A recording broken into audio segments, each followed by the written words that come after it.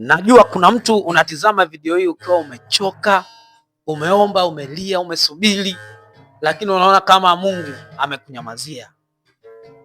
Lakini sikiliza neno hili. Mungu anasema katika Isaya sura ya 49 mstari wa 15. Je, mwanamke aweza kumsahau mtoto wake anyonyaye? Naam. Hawa waweza kusahau, lakini mimi sitakusahau wewe. Mwanadamu anaweza kukusahau, lakini Mungu ameahidi hata kusahau. Watu wanaweza kukuacha, marafiki wanaweza kukusahau, hata familia inaweza kukutenga, lakini Mungu anasema mimi sitakusahau. Kama unapitia kipindi kigumu leo, ujue kwamba Mungu bado anajua jina lako, anajua machozi yako na anajua maumivu yako. Usikate tamaa. Mungu hajachelewa. Anasema yeye yupo pamoja na sisi mpaka ukamilifu wa dahari, hata tuacha kamwe. Anasema yeye yupo mlangoni anabisha.